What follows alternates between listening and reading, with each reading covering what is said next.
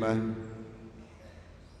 ونهانا عن الأخلاق الذميمة، والصلاة والسلام على سيدنا محمد الموصوف بالأخلاق العظيمة وعلى آله وصحبه ومن والاه ومن تبع رسالته العزيزة. أما بعد، فقال الله تعالى في القرآن الكريم: أعوذ بالله من الشيطان الرجيم، بسم الله الرحمن الرحيم.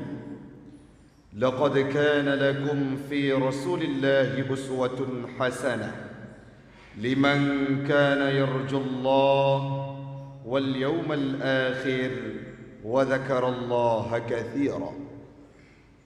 وقال النبي في الحديث: إنما بعثت لأتمم مكارم الأخلاق. صدق الله العظيم وصدق النبي رسوله الكريم، ونحن على ذلك من الشاهد والشاكر. إلهي أنت مقصودي ورضاك مطلوبي، أعطني محبتك ومعرفتك. Hamba Allah orang Syiklun, kita sudah berada di pertengahan Safar, tepatnya 1 bulan sebelum Rabiul Awal itu tiba. Kala Rabiul Awal datang, hamba Allah, banyak ulama berpendapat, bahkan pendapat yang muktamad, dijelaskan bahawa 12 Rabiul Awal adalah sebuah hari di mana Rasul dilahirkan dulunya. Pada hari tersebut pula lah Nabi Muhammad meninggal dunia, wafat kembali ke hadirat Allah, yaitu pada tanggal 12 Rabiul Awal, tepatnya pada hari Senin. Artinya Rabiul Awal merupakan hari yang bersejarah, yang menjadi momen penting dalam kehidupan umat Islam seantero dunia hamba Allah. Orang Syiklun, walaupun kita pahami hari ini banyak orang yang kontra, ada yang pro dan kontra terhadap perayaan Maulid. Namun hari ini yang kita bahas karena masih panjang waktunya, masih jauh rentan waktunya, kita akan menanggapi, akan hadir dengan perayaan Maulid. Namun sekarang yang perlu kita bahas, hamba Allah, marilah kita sikapi dengan datangnya Rabiul Awal dengan upaya-upaya meneladani Rasulullah dalam aspek akhlak yang pernah diimplementasikan oleh beliau, dan itu termaktub dalam firman-Nya Allah dalam Al-Quran yang sudah kami bacakan tadi. Hal yang paling patut, yang paling bagus bagaimana?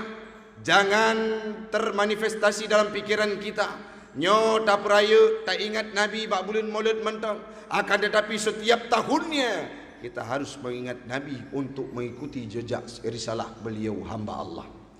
Dalam sebuah hadis yang diriwayatkan oleh Imam Bukhari dan Muslim, Nabi pernah menjawab terhadap sebuah paparan, sebuah pertanyaan yang ditanyakan oleh sahabatnya. Kenapa engkau berpuasa ya Rasulullah pada hari Senin dan hari Kamis? Rasul menjawab, zaka yauma wulidtu wa yauma bu'istu. Pada hari itu aku dilahirkan dan aku dibangkitkan menjadi Rasul, kata Nabi. Sehingga karena senangnya Nabi terhadap hari dilahirkan beliau, maka Rasulullah berpuasa dan beribadah. Tanya orang Syiklun tak puasa pada 10 Asyura bulan Muharram. Apa yang terjadi di sana? Orang-orang Yahudi dulunya, agama Yahudi yang mengikuti Nabi Musa, berpuasa pada hari 10 Muharram. Kenapa? Karena selamatnya Nabi Musa dan sahabatnya, umatnya dari kejaran bala tentara Fir'aun, sehingga mereka mengaplikasikan rasa syukurnya dengan berpuasa terhadap kesenangan nikmat yang diberikan oleh Allah Subhanahu wa ta'ala. Kalau kita analisa hamba Allah, kalau tanya Nabi untuk merayakan hari kelahiran beliau, Nabi Muhammad tiap minggu puasa. Kenapa? Karena rasa senang beliau mensyukuri terhadap rahmat yang diberikan oleh Allah. Beliau dilahirkan ke dunia ini tepatnya pada hari Senin, sehingga Nabi ini puasa. Zaka yauma wulidtu wa yauma bu'istu, ba'uronyan lun lahi dan lun gebangkitkan menjadi Nabi. Hari ini yang perlu kita adopsi hamba Allah. Maulid bertahun-tahun dilaksanakan.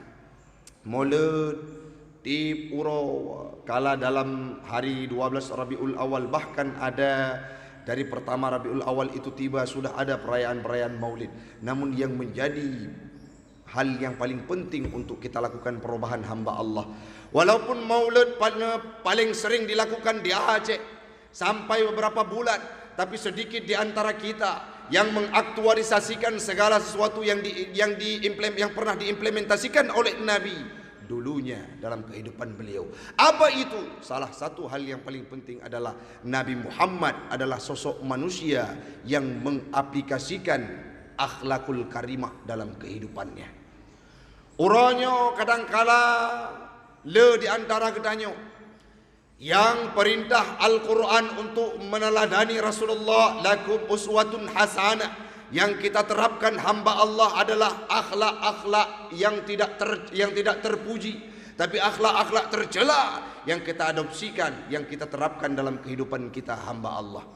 Hasad, iri, dengki, ujub, ria, semua hal yang tidak penting, yang tidak pernah dilakukan oleh Nabi dulunya, itu sudah berada dalam kehidupan kita.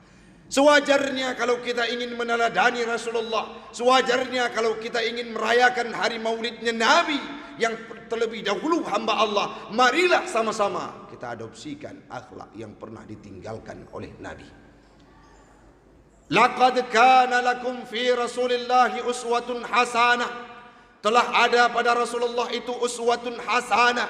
Mal makna uswatun hasanah? Qudwatun hasanah, ikutan yang baik. Fi jami'i aqwalihi, pada segala perkataannya Nabi, wa af'alihi, perbuatannya Nabi, wa ahwalihi, dan segala kondisi yang pernah diimplementasikan oleh Nabi. Kenapa?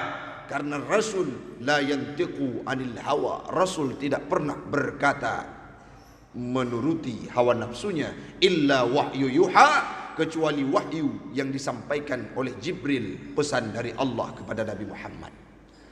Maka orang Syi'lut tanyo harus tak fikir dan tak bayangkan pat posisi tanyo untuk meneladani jejak Rasulullah dari segala aspek kehidupan beliau.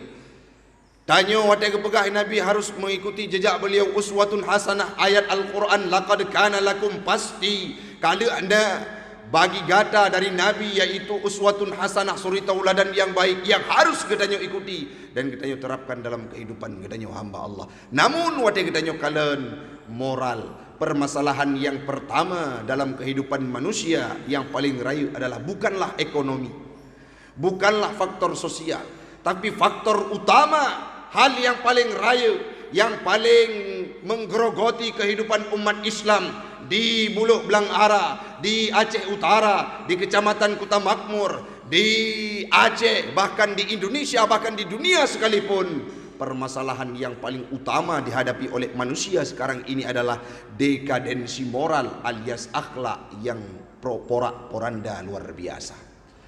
Jamun kadangkala hana datume dakalan murid ipetamang guru dalam penjara, sekarang sudah kita dapati hamba Allah.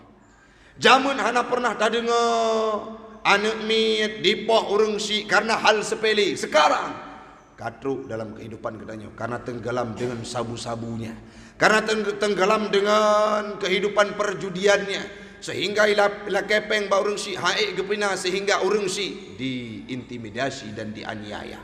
Sudahkah itu terjadi? Banyak kita lihat di sosial media yang kita jumpai hamba Allah. Yang selanjutnya, umat Islam yang beragama sesungguhnya meninggalkan segala yang mungkar, mengerjakan segala yang ma'ruf. Namun yang kita dapati hamba Allah, banyak di antara kita orang-orang yang mengabaikan hal tersebut dan tidak mau mengikuti jejak Rasulullah. Sedangkan dalam Al-Quran, laqad kana lakum fi Rasulillahi uswatun hasanah, telah ada pada Rasulullah itu uswatun hasanah, suri tauladan yang baik yang harus kita ikuti hamba Allah. Dalam hadis Nabi pula nekut, Innama, awali hadis tersebut dengan kalimat adatul lil hasri, bermakna hanya saja, cuma, kebit-kebit. Innama bu'istu, hanya saja aku diutus, kata Rasul, liutammima, untuk menyempurnakan akhlak, makarimal akhlak, akhlak yang mulia bagi siapapun yang ada dalam peradaban kehidupan manusia ini, hamba Allah. Akhlak-akhlak jahiliyah bro luar biasa. Menyatanya orangnya hadir untuk tamita akhlak yang paling bro. Hana merumpok ranking gedanya orang silun. Pakon karena Abu Lahab jamun yang gejuk yang sumpah serapah li Allah Ta'ala dalam Al-Quran sabuh ayat, sabuh surah khusus kepada Abu Lahab. Menyatanya tanya pebangga dengan maksud yang tanya buat lebih bro Fir'un jamun han menang tanya orang silun. Menyatanya tanya sombong ro, tanam peangkuh ro karena harta, tanya hana perle ikuti agama. Talu tanya dengan Qarun masa Nabi Allah Musa, masa Nabi jamun. Benyau ronyo tanya peangkuh-angkuh ro karena kaliana umat Nabi, kaliana masa Nabi Allah Musa. Sidra ulama cukup malim, sidra orang yang paling alim iaitu Nan Syekh Bal'am bin Baurak. Beliau murtad keluar dari Islam. Talu tanya hana pu tamita ranking ronyo. Hana perle tamita peringkat. Han merumpok peringkat kitanya untuk wujud orang yang paling paling dalam mudid. Kalihna masa zaman Abu Lahab. Kalihna masa zaman Fir'aun. Yang perle kitanya adopsi sekarang adalah mencari ranking untuk menjadi pribadi yang paling god, yang gekubah di Nabi Muhammad. Menyatanya tak buat bro, cipik-pikir menang tanya dengan Fir'aun. Menyatanya tak buat bro, cipik-pikir menang tanya dengan Abi Jahal. Menyatanya tak buat bro, menang tanya dengan Abu Lahab. Menyatanya dia tanya han mampu tak kejar orang silun, tak tinggalkan hal tersebut. Marilah kita kerjakan amaliyah kebaikan akhlak yang ditinggalkan oleh Rasulullah. Innama bu'istu liutammima makarimal akhlak. Hanya saja aku diutuskan oleh Allah untuk menyempurnakan akhlak manusia. Ini bukan penjelasan semata oleh Nabi, namun aktualisasi dalam kehidupan nyata, real adanya. Nepatihan Nabi hana pegah-pegah sagai bahawa drog untuk geperuk akhlak manusia. Pernah kejadian hamba Allah, paling pet kejadian Nabi Muhammad ditempeleng kepalanya oleh Abu Jahal. Siapa Abu Jahal? Nama lengkap beliau adalah Umar bin Hisham. Gepeh oleh Nabi. Saat itu Nabi berada di atas bukit Safa dan Marwah. Gepeh oleh Nabi, meguli uyuk ru darah. Watenyan ke tamang Islam Hamzah paman Nabi karena sayang terhadap Nabi. Apakah Nabi membalasnya? Tidak. Beliau sabar luar biasa walaupun darah mengalir. Pernah kejadian dalam sebuah kitab buku yang dikarang oleh pesantren Lirboyo, namanya Petuah Bijak, ulun tuan baca. Nabi Muhammad waktu kehidupan di kota Mekah, di kota Madinah ada sebuah tempat di sudut di simpang jalan. Beliau lewat untuk nejak masjid. Nabi waktu lewat tempatnya nasidro urang tuha kafe Yahudi yang minta sedekah mata buta. Waktu lewat Nabi sambil disampaikan bahawa Muhammad itu adalah orang yang sudah merusak agama kita. Di kota Madinah disuarakan hal tersebut oleh orang-orang pengemis tadinya yang kafir Quraisy yang tidak punya mata alias buta. Asal lewat Nabi sambil dikun, beliau tidak tahu bahawa yang lewat adalah Muhammad. Wahai orang yang lewat di depanku, wahai pemuda yang lewat di depanku, ketahuilah bahawa Muhammad adalah orang yang harus kita berantas, orang yang harus kita hancurkan, orang yang harus kita hinakan. Dia telah merusak agama nenek moyang kita. Kalau engkau jumpa Muhammad, engkau bunuh dia hidup-hidup. Dihina, dicaci. Nabi Muhammad lewat di depannya, tapi beliau tidak amarah. Dalam kitab Nurul Yaqin menjelaskan urang syi'lun. Wajah Nabi sabai tekib, tabassam, hana pernah tatume wajah Nabi cemberut. Wajah Nabi lagi boh kerut, tetapi wajah Nabi tekim tabassama, lewat walaupun dihina, dicaci, dimaki, beliau lewat seraya memberikan makanan kepada pengemis tersebut. Singkat cerita, wadanya Nabi kanwa ba Allah kawafut di kota Madinah. Nebudah Abu Bakar tanya ba Aisyah, ya ibnati, wahai anak lut, pernah akhlak Nabi yang golong pernah lon tiru dalam kehidupan. Nabi sabe ne pegah ayak ba ulun tuan pernah gebi makanan kepada pengemis yang matanya buta yang berada di sudut kota Madinah. Ne pebut le Abu Bakar lagi ne pegah Aisyah, le Aisyah.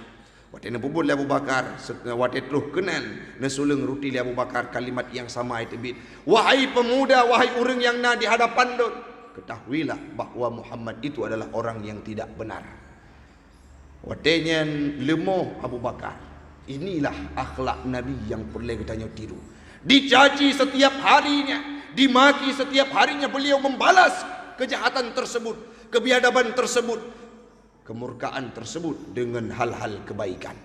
Dihina nesulung rudi labah, dihina Nabi makanan, dihina nekim berangkat, lanjutkan perjalanan lagi biasa. Sehingga Abu Bakar menyampaikan, wahai orang tua yang tua renta, ketahuilah yang memberikan makan kepadamu setiap hari itulah Muhammad yang engkau caci, yang engkau hina, yang engkau maki. Di mana Muhammad itu, kata orang pengemis tadinya? Muhammad kana wa Allah. Pantaslah saya merasa kesepian, tidak ada lagi orang yang memberikan makan kepada saya. Yang tingkahnya lembut luar biasa, yang tingkahnya sopan luar biasa. Lantas siapa engkau? Saya adalah Abu Bakar yang merupakan sahabatnya. Kelakuan engkau, sikap engkau, tingkah engkau gekun le orang yang mengemis tadinya hana sama lagi Nabi Muhammad. Coba bayangkan hamba Allah, seorang sahabat yang paling dicintai oleh Nabi, yang pertama mengikrarkan dirinya membenarkan Nabi saat memeluk agama Islam, sekaligus menjadi mertuanya Nabi. Tapi beliau ingin meniru akhlak Nabi, tidak akan sama hamba Allah. Dumnan akhlak Nabi yang perlu kita adopsi. Ibabah bengok tip uro tehule irudah di kafir Quraisy. Tapi waktu sakit kafir Quraisy tersebut, Nabi Muhammad terlebih dahulu datang untuk menjenguknya. Sehingga berkali-kali orang Islam ini tunduk kepada orang kafir Yahudi, tunduk kepada Islam. Kenapa? Karena agama, karena akhlak yang diimplementasikan oleh Nabi. Sehingga jangankan kawan, lawan ikut tunduk kepada Islam. Buat paling berat laudip adalah pegot draw. Buat paling berat laudip adalah pegot ati. Buat paling berat yang udip dalam udip tanya adalah pegot diri draw untuk berakhlakul karimah lagi laksana Nabi Muhammad yang pernah keadopsikan dulu. Orangnya ramai orang yang ikut, dengku menyertai ikut Nabi Muhammad, abah sagai, tapi dalam implementasi banyak orang. Kalau ditimpa musibah, kalau ditimpa masalah, hilang kehidupan Nabi, hilang bayangan sirah-sirah Nabi, hilang bayangan akhlak-akhlak Nabi yang pernah implementasikan dalam kehidupan. Mereka dah ceritakan bagaimana akhlak Nabi Hansip wate urung silon cukup panjang. Nabi pernah dirajam di kota Taif. Nabi pernah ipoh gule suku Sakif. Najak be Islam u kota Taif, wate truk kedih hanai sambut dengan kemewahan, icruk dengan badai. Diilanya Nabi luar biasa. Cina bayangkan singkat cerita wate ujung Nabi nenek berangkat tinggalkan kota Taif. Di pedang pemuda-pemuda di Raja Taif, pemuda-pemuda yang tegar tubuhnya, seraya mereka imat bate-bate yang cukup raya bak jaroi. Wate Nabi nenek berangkat dikun le Raja kota Taif Muhammad, hana jalan lain untuk gata tinggalkan kota Taif ini. Untuk keluar dari Taif ini hanya satu gerbang melewati para pemuda-pemuda yang tegar tubuhnya. Waktu ini kalian Nabi hana cara lain, hana jalan lain. Artinya sebelumnya mereka berdialog, kita harus membuat Muhammad tidak akan pernah lupa dan tidak akan pernah kembali ke tempat ini dengan aniaya yang kita lakukan. Sehingga apapun cerita Nabi harus keluar dari kota Taif demi menyelamatkan Islam. Baik Nabi meninggal hinat gekun le para penduduk yang ada di kota Taif, Muhammad ini harus kita aniaya. Kenapa? Dia datang tidak kita undang, maka dia pergi tidak boleh semena-mena. Singkat cerita urung silun, watenya Nabi Muhammad melangkahkan kaki wate truk bak pemuda yang pertama icok bate ihram berat unun, sehingga wajah Nabi malik uya. Wate tengah malik ui, ihram bate dari ui, sehingga malik unun.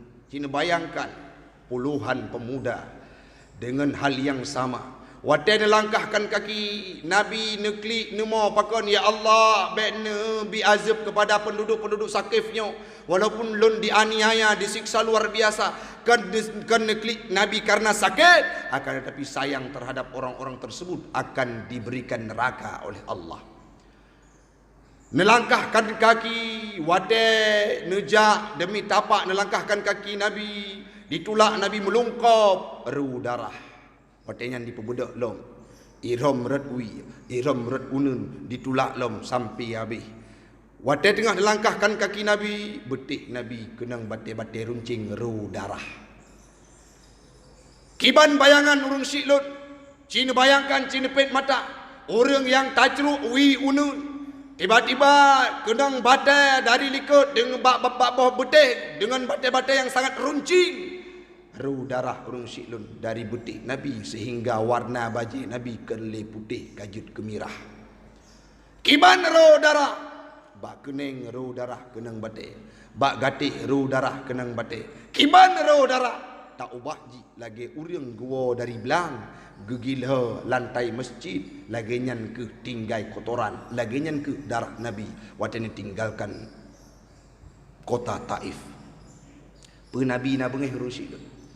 Darah roh Nabi karap wafat, Nabi karap meninggal dunia wadenya. Dengan langkah yang tertatih-tatih beliau meninggalkan kota Taif, meninggalkan suku Sakif bersama Zaid bin Harisa. Beliau berjalan seraya itu darah mengalir di tubuhnya. Watai lepas dari bukit, watai lepas dari gerbang Taif, beliau tidak mendoakan sumpah serapah kepada suku Sakif.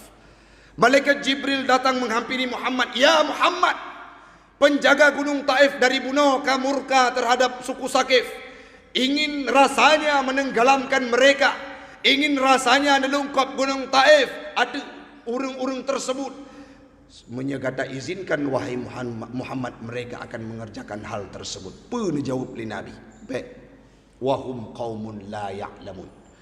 Mereka adalah orang-orang yang tidak tahu dengan keberadaan diriku. Cina bayangkan urang siklun darah mantang ile sakit luar biasa. Menyegetanya pak posisi Nabi. Siapapun yang ada di tempat tersebut akan kita babat kalau datang bantuan. Tapi uronyo Nabi kanyan ya kalan. Wadatro malaikat penjaga gunung Taif berkata, ya Muhammad, yang manakah gunung yang akan kutimpakan kepada mereka yang tidak tahu sopan santun terhadap keberadaan dirimu? Pun jawab Nabi, wahum qaumun la ya'lamun. Mereka adalah golongan-golongan yang tidak tahu keberadaan diriku. Ya Allah, ini pelahi di tempatnya urung-urung yang akan pekong Islam di masa yang akan datang. Sehingga doa Nabi itu diijabah oleh Allah. Jino dominan Islam lagi katanya urung siklun. Tempat waktu tajak umrah, tempat yang paling lebuah-buahan, tempat yang paling segar, tempat yang paling sejuk, itulah kota Taif yang pernah berdoa li Nabi dulu. Cina bayangkan orang siklun kiban akhlak Nabi yang perlu kita tiru dalam mudik. Tengku hae lagi kan minimal kita mencoba untuk mengikuti sirahnya, untuk mengikuti sejarahnya, untuk mengikuti akhlaknya dalam segala limit kehidupan. Insya-Allah menyertanya tak ikuti jejak Nabi Muhammad, kita menjadi pemuda akan sukses. Menyertanya tak ikuti akhlak Nabi, tanya sebagai seorang pemimpin akan sukses. Siapapun kita, kalau mengikuti Nabi Muhammad, kita akan berhasil dalam kehidupan. Michael Hart menjadikan Nabi sebagai ranking pertama dalam kehidupan dunia ini, orang yang paling berpengaruh karena akhlaknya. Siapa Michael Hart? Bukan orang Islam, tapi mampu mencetuskan Nabi Muhammad sebagai ranking pertama dengan akhlak yang paling mulia. Maka mari hamba Allah, bulan Rabiul Awal yang akan terus di ke mata gedanya, tak jadikan sebagai bulan untuk mengingatkan kita kepada Nabi Muhammad, bagaimana akhlaknya, bagaimana tingkahnya, bagaimana suri tauladannya yang harus kita ikuti dan kita aplikasikan dalam kehidupan. Baik sampai nafsu amarah gedanya akan mampu mengalahkan hal tersebut. Nafsu amarah berada di depan, akhlak yang mulia dan akal kita berada di belakang. Marilah sama-sama kita renungi bagaimana sejarahnya Nabi Kita bayangkan bagaimana akhlaknya Nabi, sehingga mulai nantinya dari setelah khutbah ini sampai ke depannya kita akan merubah diri kita menjadi pribadi yang mengikuti suri toladannya Nabi. Mudah-mudahan dengan kita ikuti jejak Nabi, kita akan bersama Nabi kelak di yaumil qiyamah dalam surganya Allah. Amin. Amin ya rabbal alamin.